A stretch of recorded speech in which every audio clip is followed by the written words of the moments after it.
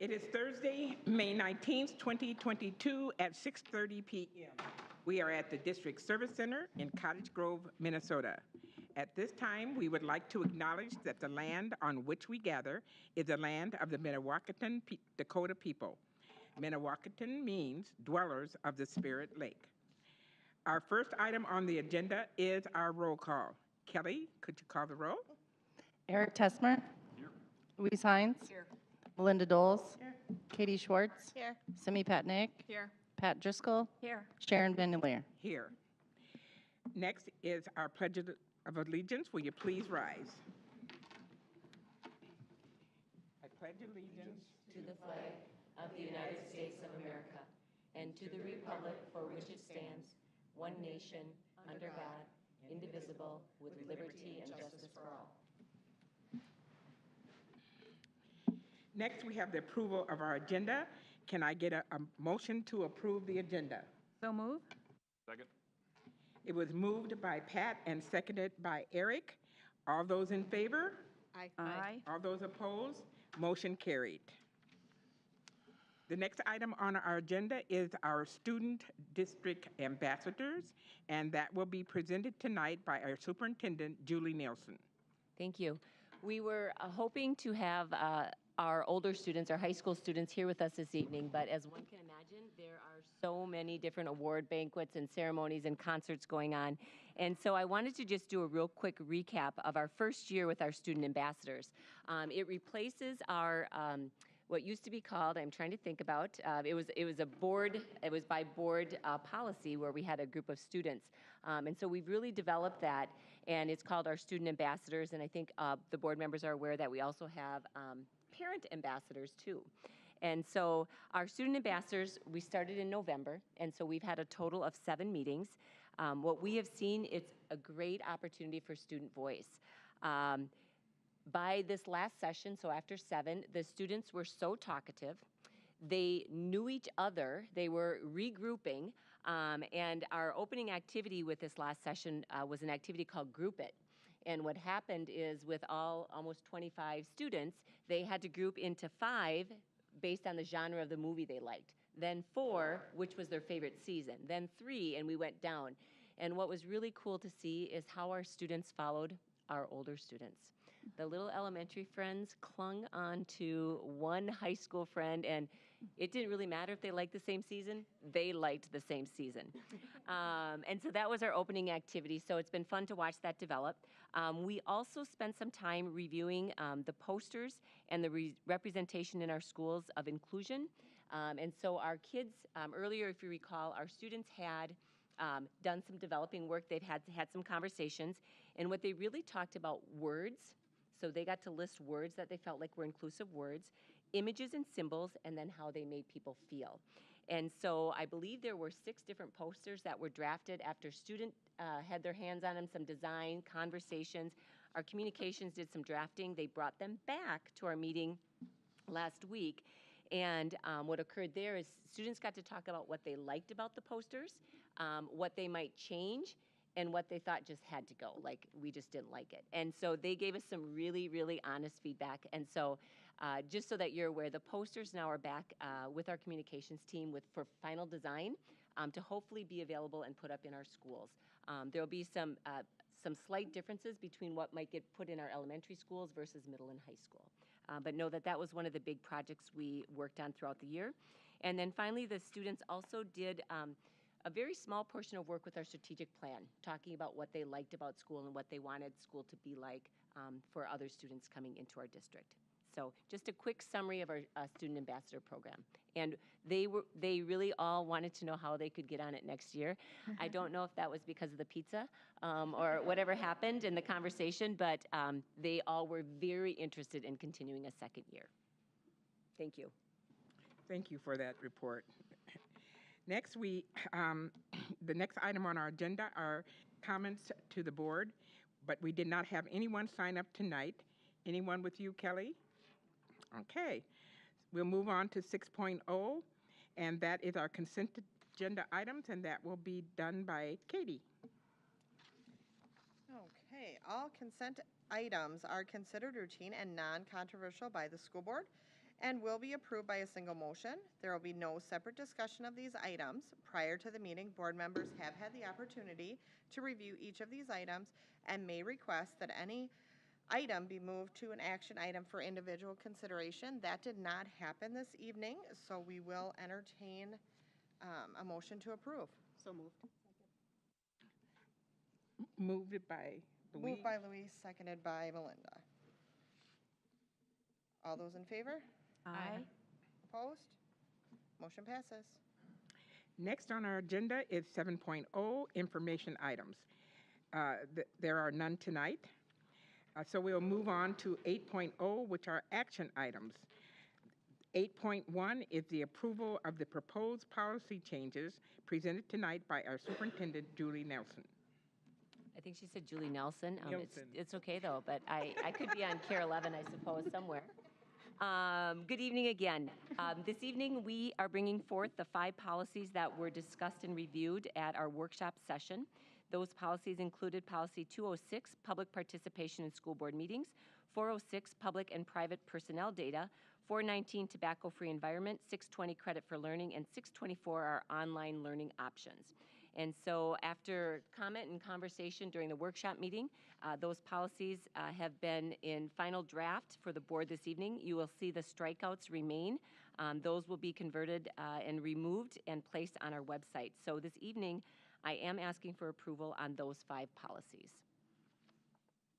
Okay. Can I get a motion to approve? So moved. Moved by Katie and seconded by Eric. All those in favor? Aye. All opposed? Motion carried. Thank Okay. you. And you can call me Queen Sharon.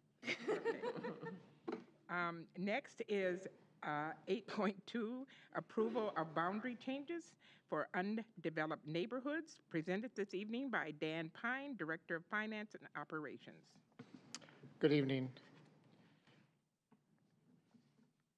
Chair Van Leer, members of the board, Superintendent Nielsen. Tonight I'm bringing to you some boundary changes. Now this is all part of our long-range facility plan. And an approval of the plan included moving a few boundaries of neighborhoods that have not been developed yet. We're finding that there's several new developments that are impacting East Ridge and East Ridge High School and Oldman Middle School for attendance. And we feel that we need to move these 2 neighborhoods.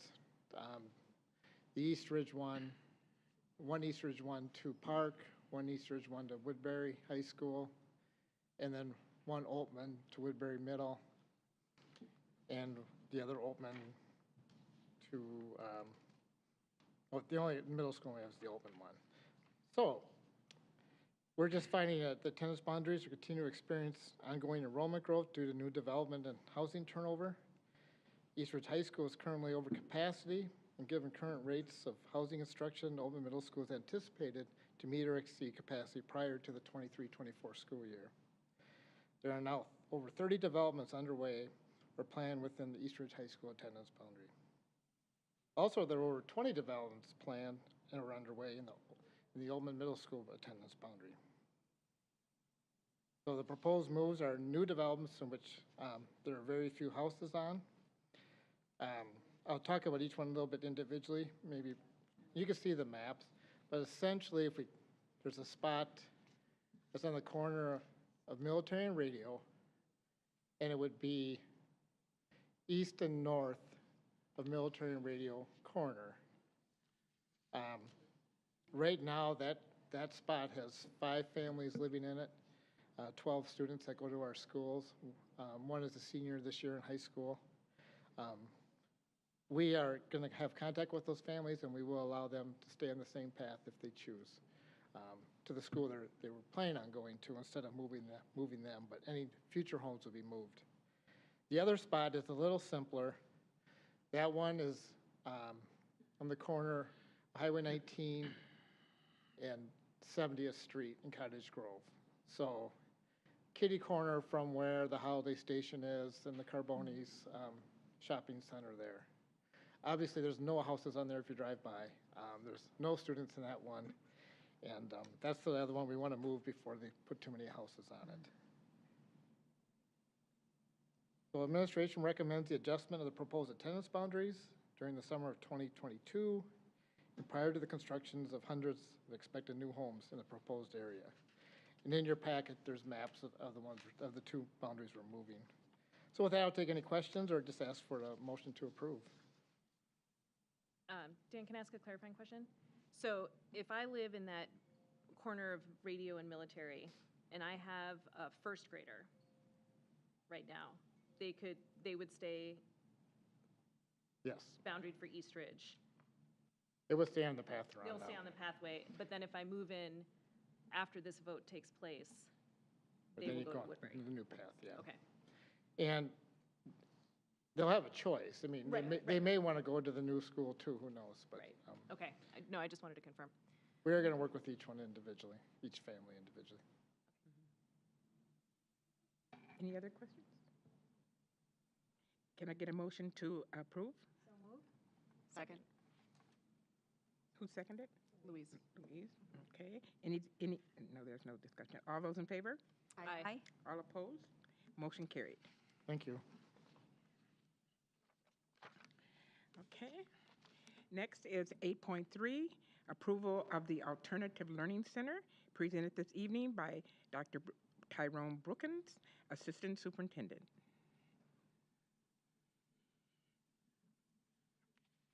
Good evening, Chair Van Leer, school board members, and Superintendent Nielsen. Tonight, I would like to introduce Nick Fowley, Principal of SoWashCo Online, and Ashley Ruka, South Washington County Alternative High School Principal. Nick and Ashley presented to you at the last school board meeting about what an alternative learning program versus alternative learning center entails. Tonight, they will review some of that information with you and ask for approval of continuation of the application to become an alternative learning center. Welcome, Nick and Ashley.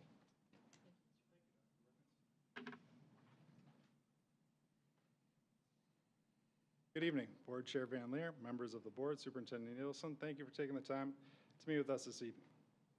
At the board workshop meeting held on May 5th, Ms. Ruka and I shared information on alternative programming in Minnesota, the differences between the types of alternative learning programs, the opportunities of each, and how multiple levels are connected in alternative learning.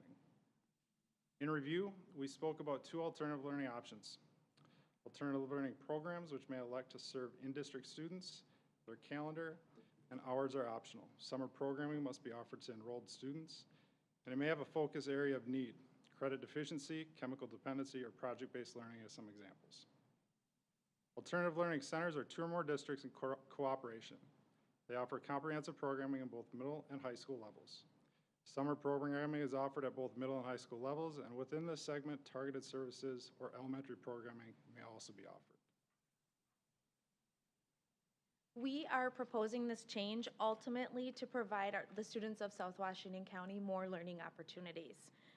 As an ALC or an alternative learning center, we will be able to implement, as Nick mentioned, middle level programming that currently does not exist. At this time, a development is already underway to pilot a program next year in one of our middle schools for the 22-23 school year, and we will look to expand thereafter. With this transition, we will also be able to provide our alternative learning staff with additional comprehensive and meaningful professional development opportunities in partnership with Roseville Public Schools. We will be able to continue offering a multi-program approach to alternative learning. And finally, we will be able to fully implement, as Nick mentioned, targeted services within SoWashCo as a self-sustaining, more robust program. Unless there are any additional questions that you might have, we are asking the board for approval tonight to move forward with our application to the Minnesota Department of Education to recategorize our alternative learning program to an alternative or area learning center. Okay. First, can I get a motion to approve the Alternative Learning Center? So moved. Can I get a second? Second. Eric, okay. Are there any questions? I just had one question. I can't remember it from last time. So if this gets approved and you go to the state, how long does the state typically take to turn this around? That's debatable. Nick, what's been your experience?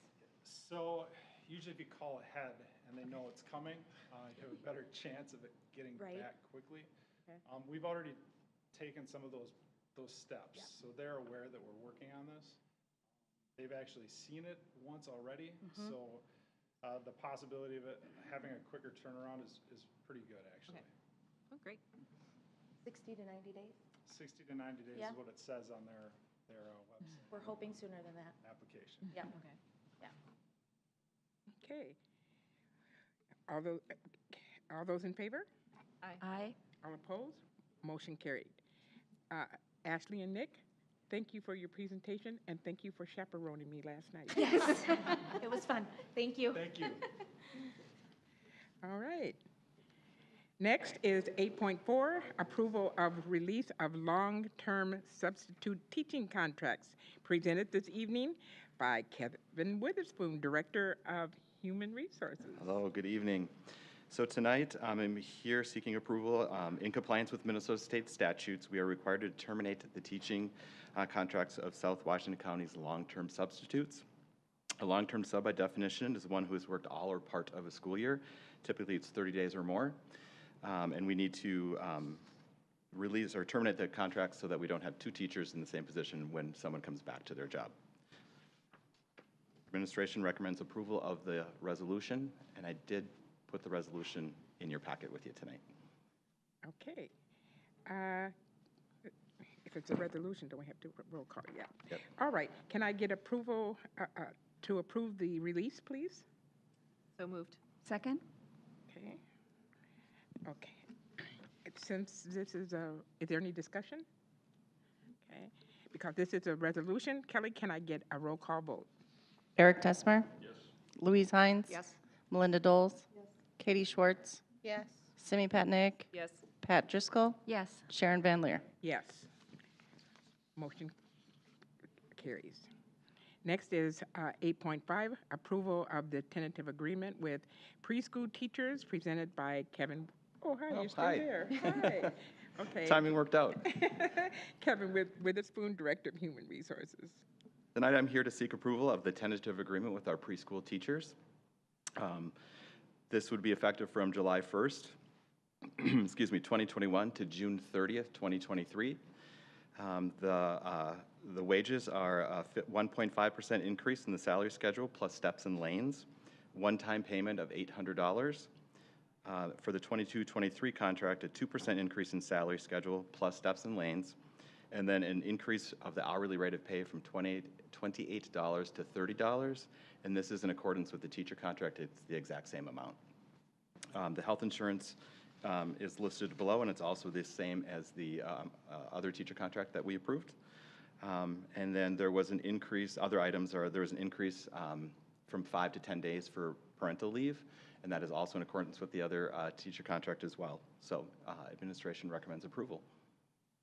Okay. Can I get a motion to approve the agreement? So move. I got Eric, but which one are you two? Melinda? Okay. All those in favor, is there any questions? Any more questions? Okay. All those approve, say aye. Aye. All approve, motion carried. Thank you. Okay. 8.6, approval of the resolution authorizing Northeast Metro Long-Term Facilities Maintenance Project, presented by Dan Pine. Good evening again. Intermediate districts are eligible for long-term facility maintenance revenue through the LTFM process that we follow also. It's administered by the Minnesota Department of Education. So for taxes payable in 2023, Northeast Metro 916th LTFM total is $277,298. And our portion, based on student count, total student count, is 51,973. So it's recommended to approve the attached resolution so that the Northeast Metro 916 can collect this LTFM revenue. And students from our district that go there will benefit from improved health and safety conditions in their facilities.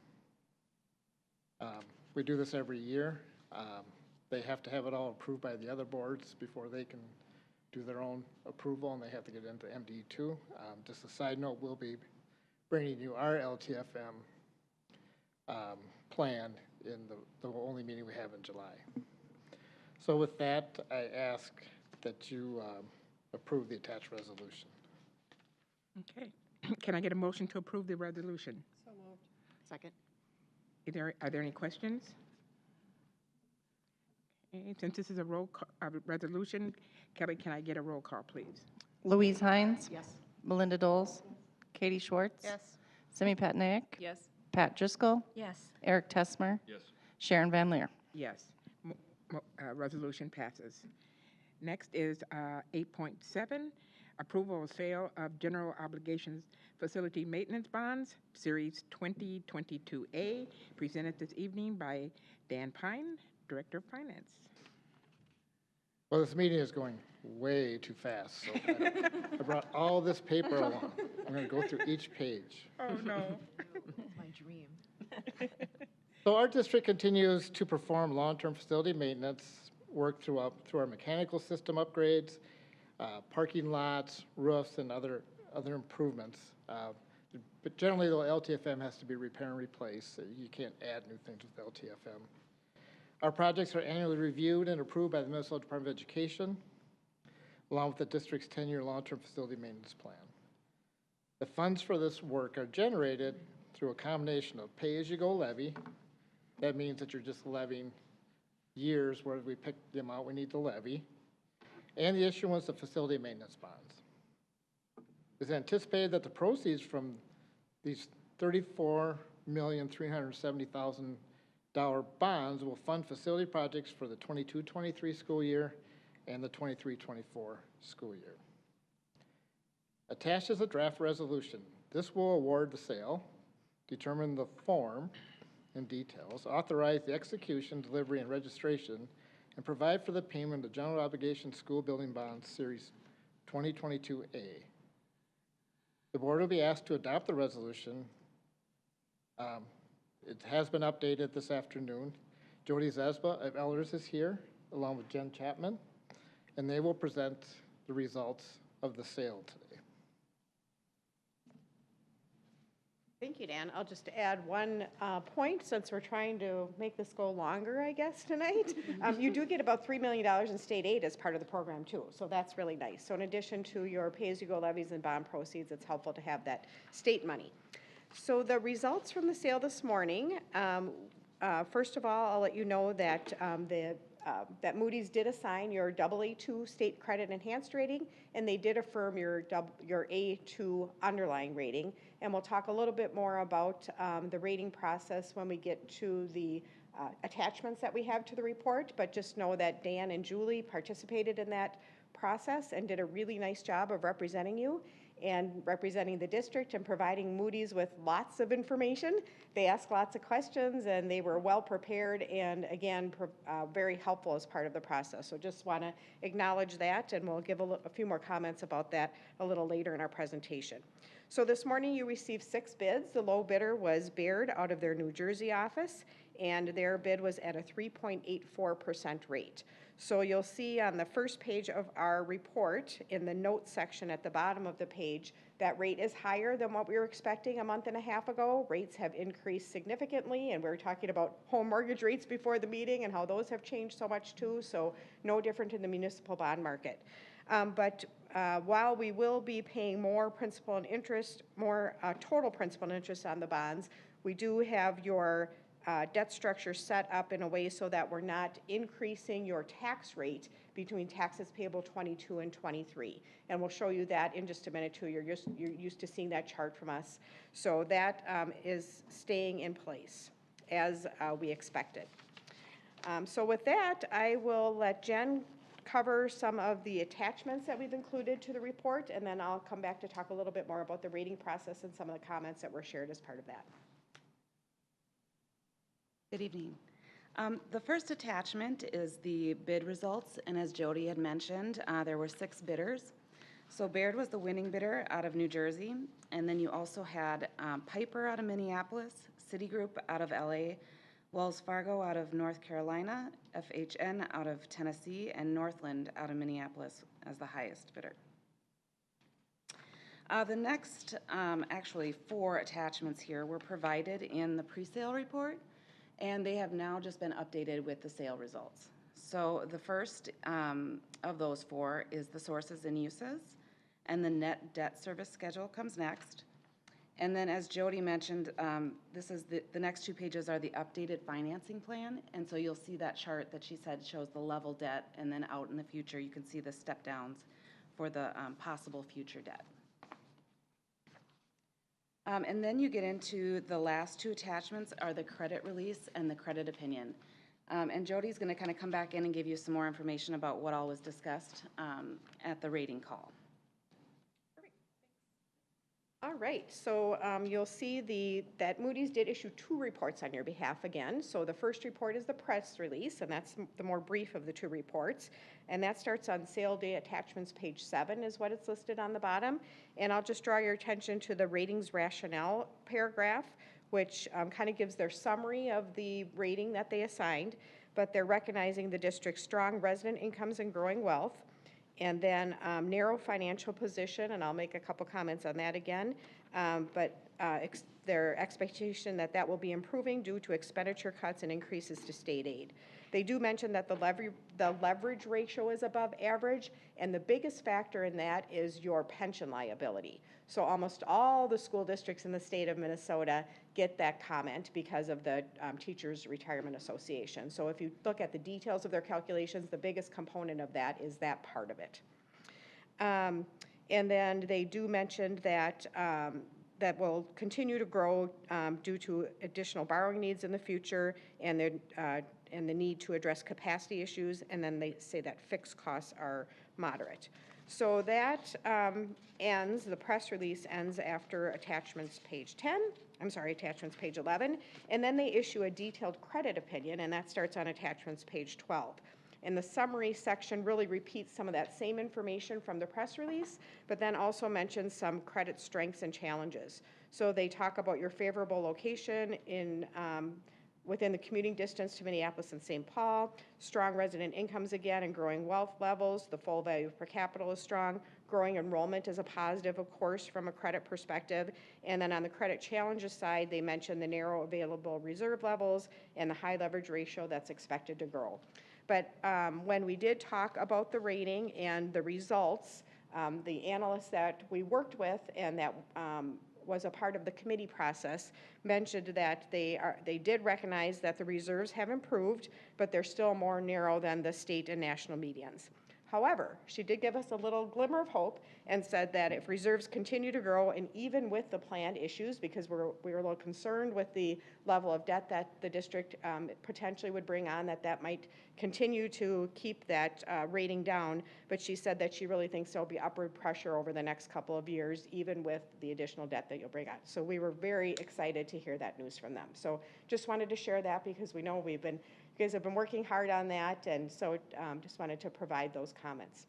And that is all that we had to share, unless there's anything more, Dan, that you want us to provide?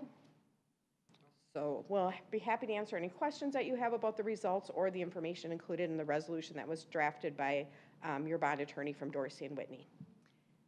Can I get a motion to approve the bonds?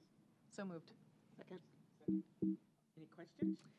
I had a question. So when they noted that we are below median for state and nationally, right? What is the delta between where we are and what those medians are? So if you look at attachments page 13 of the report, there's a key indicator section there, and your available fund balance is about the middle of that key indicators table. And you'll see where your ratio is, and for fiscal year ended 2021, you're at 6.1, and the national average at the A level for medians is 21.9. Okay. So that's where the national average is, and I think they gave us some state averages at one point in time too, which we could provide to you, but 16 or 17. Okay. And so as we improve our fund balance, which we voted to do last month, that should go away, that Correct. comment, okay. Yep, and I think I'll also draw your attention because it might be helpful to see the scorecard again, and that's on attachments page 16. And you can see of the different criteria and the rating that they assign to you, what the weight of that criteria is and what your score is. So if you look at your resident income, that's given a weight of 10% as part of the criteria that they use, but you're at a AAA for that level.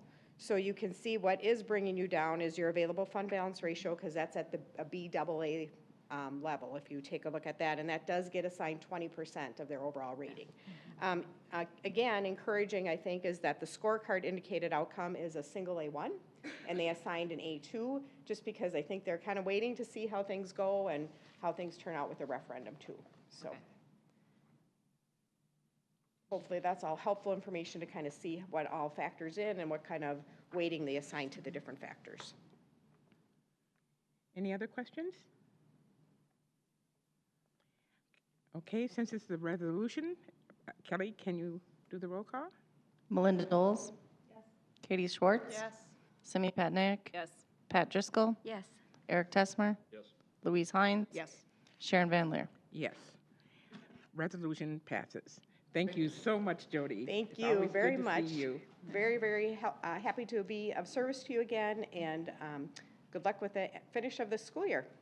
So it's Thank coming up you. quick. I can't believe it. I think we kind of skipped over spring, so I feel like we got kind of time went a lot more quickly than I expected because of that. But thank you again.